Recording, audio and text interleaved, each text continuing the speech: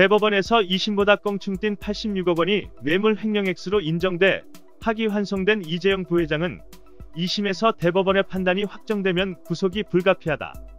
현행법상 50억 원 이상 횡령의 경우 최소 징역 5년이므로 3년 이하 징역형에만 가능한 집행유예가 선고될 수 없기 때문이다. 파기환송심을 맡은 서울고법 정준영 부장판사는 대법원의 눈치를 보면서 이재용을 풀어줘야 하는 어려운 숙제를 맡은 듯하다. 그가 들고 나온 카드가 난데없는 준법감시위원회 설치다. 범죄 방지를 위해 실효적인 준법감시제도가 필요하다며 난데없이 강도짓을 막는 제도가 없어서 강도가 강도짓을 했으니 강도에게 강도짓을 막는 감시제도를 만들라고 주문한 것이다. 삼성은 기다렸다는 듯 위원회를 급조해 지난 5일 서초동 삼성생명 사옥에서 첫 번째 정기회의까지 마쳤다. 이재용을 기소한 특검은 펄쩍 뛰고 있다. 파기환송심이 삼성 준법감시위원회를 고려하는 것 자체를 반대하면서 공판 과정에서도 한간의 재판부의 언급과 삼성의 제도 설치가 이재용 봐주기를 위한 명분 쌓기가 아니냐는 말이 나온다며 저항했지만 이재용 봐주기 계획은 변함없이 진행 중인 듯 보인다. 문제의 삼성 준법감시위원회를 알아보자. 구독, 좋아요 감사합니다. 이 위원회의 사실상 책임자는 삼성 엑스파일 보도 직전 삼성의 거액에 특채된 이인용 전 MBC 기자다. 그는 이재용의 서울대 동양사학과 선배로 현재 삼성의 대외협력 사장을 맡고 있고 감시위원회 위원 7명 중 한 사람이다. 나머지 위원 6명은 시민단체 간부와 교수, 법조인 등 다양하다.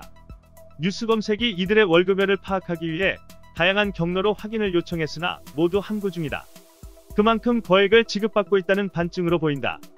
익명의 재벌기업 관계자는 삼성 준법감시위원회의 사무국 직원의 연봉만 억대에 달하는 것으로 안다고 전해 위원회 급여 수준을 짐작해 해준다. 이런 준법위원회가 승부수를 띄웠으니 바로 이재용 부회장의 대국민 사과다. 지난 11일 한 달을 회신 기한으로 자신들에게 월급을 주는 이 부회장에게 제발 사과하는 모양새를 취해달라. 그러면 법원에서 봐주기 판결이 나올 거라는 내부 보고를 전한 것으로 보인다.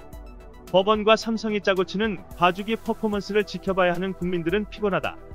경제정의실천시민연합 회원들은 지난 13일 대한변호사협회 앞 기자회견에서 퇴직 이후 삼성 준법감시위원회의 위원장 및 위원으로 참석해 이재용 부회장의 가명에 영향을 주며 사실상 변호사 업무를 수행하고 있는 김지영 전 대법관과 봉욱 전 검사에 대한 협회 차원의 징계를 촉구하기도 했다. 물론 삼성이라는 절대 권력자와 자본력 앞에 대한변호사협회가 징계에 나설 리는 아직까지 만무해 보인다.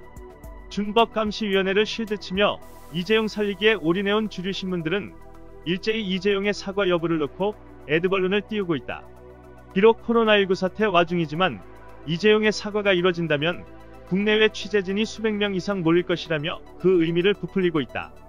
그런가 하면 재계는 봐줄 거면 그냥 봐주지 삼성 오너에게 사과까지 요구하는 건 무리라는 이중 쉴드까지 치고 나서 헛웃음을 유발한다.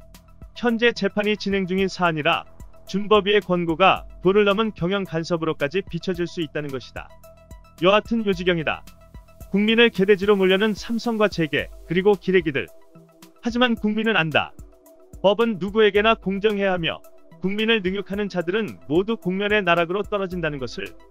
국민을 능욕하는 자들은 공멸의 나락으로 떨어진다. 이상 뉴스검색이었습니다. 구독과 좋아요 부탁드립니다.